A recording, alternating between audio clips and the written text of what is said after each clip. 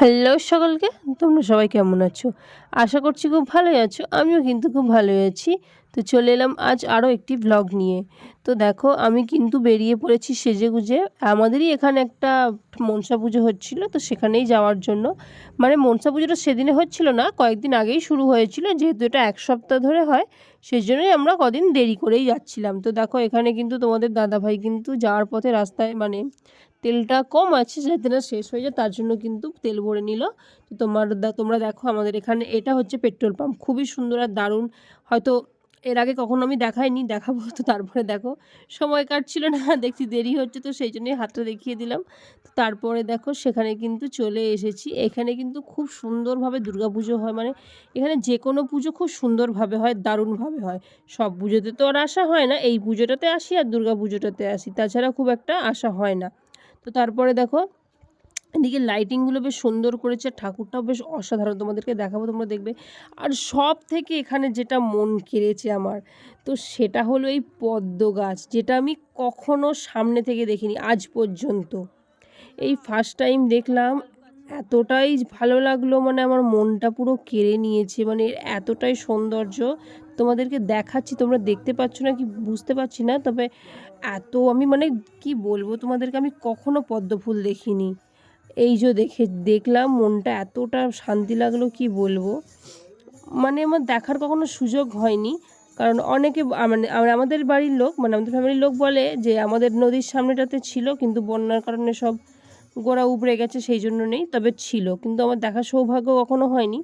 তবে এইখানে এসে কিন্তু আমি সেই পদ্ম ফুলের দেখা কিন্তু অবশ্যই পেয়ে গেলাম। তো এতটাই মন কাটছে, মানে আমি কি বলবো।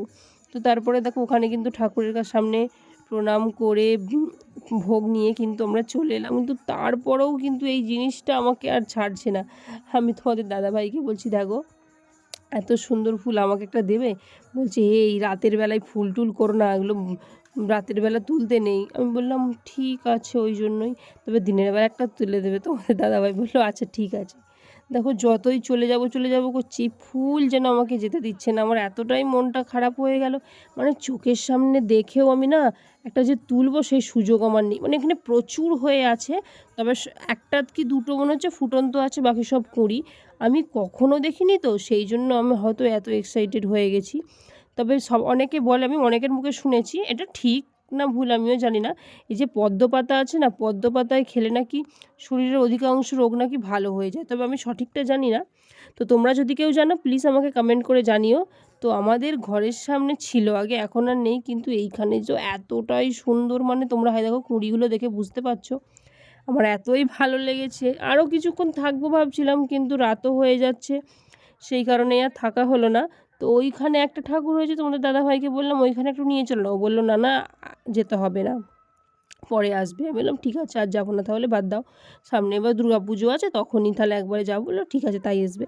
তো তারপরে দেখো আমরা রাস্তা দিয়ে চলে যাচ্ছি, কিন্তু রাস্তার সামনেই এতটা সুন্দর একটা প্যান্ডেল হয়েছে, আমি তোমার দাদাভাইকে বললাম দেখো এবারে আর কোনো না আমি শুনবো না। বললো ঠিক আছে যাও দেখে এসো, বলে সেই জন্যই কিন্তু চলে এলাম। তো এখানে কিন্তু বিশ্বকর্মা পুজো হয়েছিল, তো সেটাই কিন্তু তো দুদিন হয়ে গেছে। তো বেশ কিন্তু সুন্দর দেখতে লাগছে, মানে আমার বাপের বাড়ির ওখানেও কিন্তু বিশ্বকর্মা পুজো খুব ভালো করা হয়, এখানে কিন্তু কম দেখা যায়, মার্কেটে দেখা যায় বেশি। তো আর ভিডিও নয়, এতটাই।